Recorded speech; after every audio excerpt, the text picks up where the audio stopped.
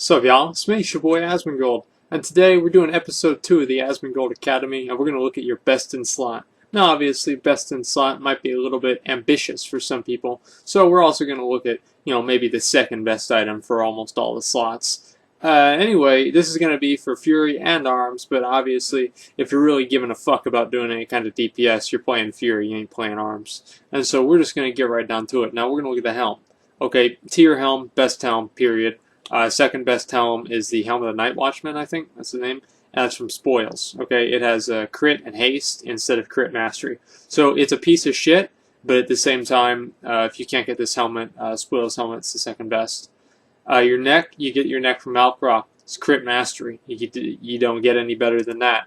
If you can't get this, the Juggernaut ignition keys are also okay. And outside of that, I think that the next best item would be like the neck from Tordos and TOT because it has crit and it has a socket in it. But you want to go for the Malkrok neck. And this is actually one of the last items that I was able to get.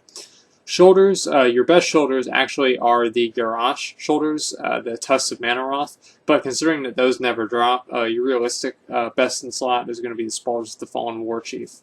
And these give crit and mastery. The Spaulders of Manaroth, they give crit and mastery also, but they give 3 sockets, and so you can focus more in the crit with the Spaulders of Manaroth. If you can't get either one of these, the tier shoulders are okay, but they kind of suck. There's also shoulders from Galakras. I think those are like hit mastery or something like that.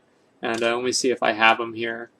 Yeah, here they are. Hit mastery, and they're from Galakras. And so, I mean, they're not amazing, obviously, but it just kind of depends on what you need. If you need your 2-piece bonus, I'd go with the tier ones. If not, if you can get a Heroic Warforged pair of these, maybe these are pretty good too.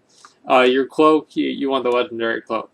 If you don't have the legendary cloak, you're a fucking idiot, and you need to have a legendary cloak. You shouldn't even be looking at best in slot list. You don't even have a legendary cloak. Come on, this is step 1. So we're not even going to talk about that. Chest piece. This is from Heroic Shamans, Dark Shamans.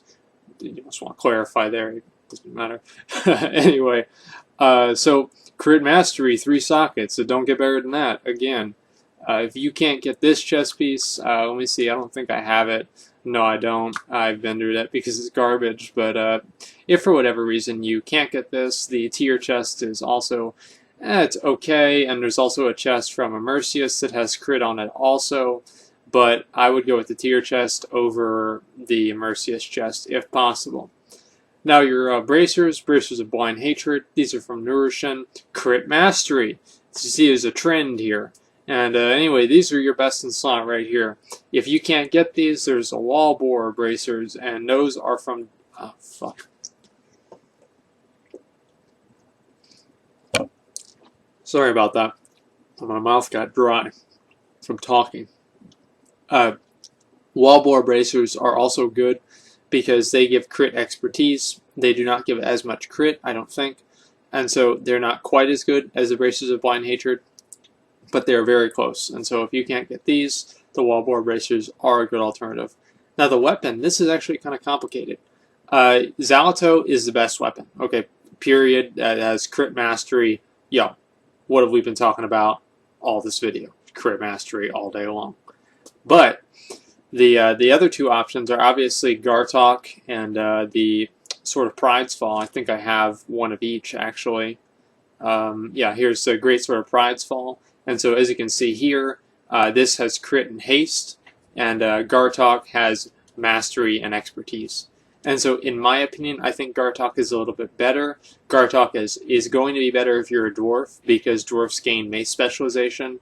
And honestly, I used Gartok because my crit chance was already really high, but the Great Sword of Pridefall does give crit naturally, and so you're going to get about, let's see here, about 1,000 more crit rating from the Great Sword of Pridefall, so about like 1.2% more crit from Great Sword of Pridefall. And but Gartok does give 2,000 mastery with 580 item level. And so if you can utilize the expertise and it won't put you over cap, I would probably recommend going with Gartok. But if you really just like to crit all day, all fucking day, then you might want to go for the Great Sword of Pride's Fall. And obviously offhand is the same thing. The Gauntlets of Prehistoric Marauder. These are the best in slot because they give you your 2-piece with the helmet, as we talked about earlier. There is like a secondary here. I think it's the, let me pull it up. I don't, for whatever reason I forgot. I don't know how I could have forgotten, but I did. I think, yeah, these here, no, there, yeah, here. Tar-coated gauntlets, and these are from, I think, Iron Juggernaut, yeah. And these are also pretty decent. There's also the Zoids Gloves, which are from Trash, and if you upgrade those to Heroic, those are also pretty decent because they do give Mastery and Crit again. Let me see if I can pull those up, and well, I'll just show it on the video. There's no reason for me to show it here. Anyway, so the Tar-coated Gauntlets or the Zoids Gauntlets are also good alternatives if you cannot get the crit, or sorry, the tier gloves with crit on it. And for your belt, depending on how much hit rating you have and how you want to gear, right now I don't really have a lot of gear to where I can switch around. So the Asmongold Girdle is probably going to just be your best in slot. I would say this is pretty much your best in slot. But there's also a belt from Iron Juggernaut again, and it's called the Demolishers Reinforced Belt. I think it's a great belt or something like that. And instead of having Mastery and Hit, it has Mastery and Haste. And so if you're not utilizing the hit, if this hit rating is putting you over the 7.5% cap, then the what did I say? The Iron Juggernaut belt is going to be a little bit better. And if you are utilizing the hit, then the Asmongold Girdle is going to be better. For your legs, yeah, again, Crit Mastery, 3-socket legs from Malkarok, leg plates of Willful Doom. These are obviously the best leggings in the game. A very distant second is the tier leggings. The tier leggings, I think, have crit and haste on them, and so they're never really going to be as good as these. But if you don't make your two-piece and it helps you make your two-piece, you might want to think about using those unless you have a Heroic Warforged pair of these. But obviously, that's all, kind of up to you. In terms of your boots, we're kind of in the same place with the boots as we are with the belt. There's a pair of boots called the Wolf Rider Spurs, I think that's what it's called. And those are from Dark Shamans. And instead of giving crit and hit, they give crit and haste. And so again, if you're not utilizing as much hit chance as you want, or as you have, it puts you over the 7.5% cap basically. And FYI, the hit rating cap, even though there's a number there, it's 2,550. And it's the same with expertise, and so you can kind of do the math that way. But as you can see here, I am using the Greaves of Sublime Superiority, and these drop from Shah of Pride, and so they're pretty easy to get. In terms of your ring, well, we'll start with the easy one. The Seal of the Forgotten Kings, this is your best ring. This is the best ring, period. Now, I'm kind of debating in my head like how detailed I want to get into this. Now, your pretty much go-to other best in slot ring is going to be the Sorrowfang Seal or something like that, and it drops from Fallen Protectors, and it has crit and hit on it. And as you can see here, I'm already very high over the hit chance already, and so I didn't think adding, even if it was natural crit, would give me as much DPS as having this extra mastery. And so obviously it's a give and take, and also the Seal of Sorrow, whatever, Seal of Eternal Sorrow, I think, that does not have a socket in it, and so I'm missing out on, I think, I don't know, about like 400, 500 crit, and so I think it's kind of worth it to not really go over the hit cap that much. But if I was able to get one of these other items that had haste on it, I might want to switch my things around a little bit more.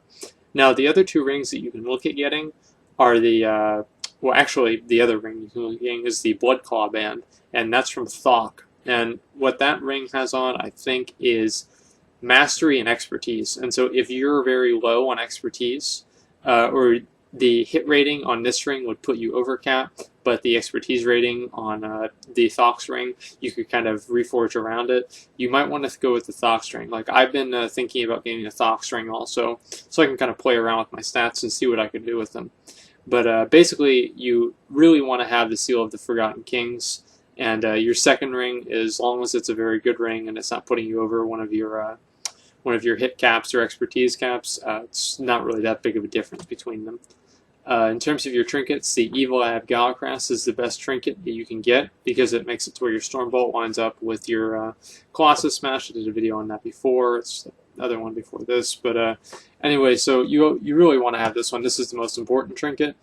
This is the second most important trinket because it just makes you do a fuckload more damage. I mean, you have critical strike by 10%. That's like half a skull banner. You know, skull banner is 20%. This is 10%. So you just got skull banner all down all the time, and so it's amazing. It also gives you a proc with a lot of strength here, so that's nice. If you can't get either one of these, the Skiers Blood-Soaked Talisman, I think it's from Paragons, is like kind of okay.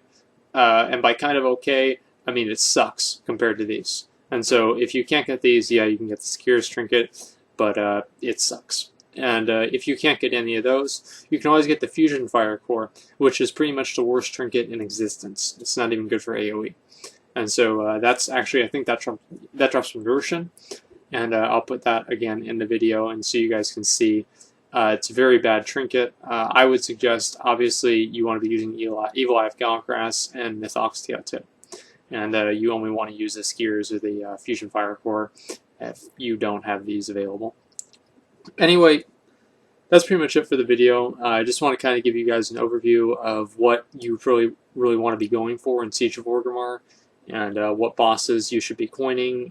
You definitely want to focus on your trinkets. Trinkets are your most important slots, and also before, I don't know, it depends on what weapons you have, but your weapons and trinkets are your absolute most important stats, and so really kind of play off and make sure that you're, putting as much effort as possible in terms of like coins, or like, if you're like sitting for other bosses, make sure that you're always in for bosses that drop these weapons or bosses that drop the trinkets that you need.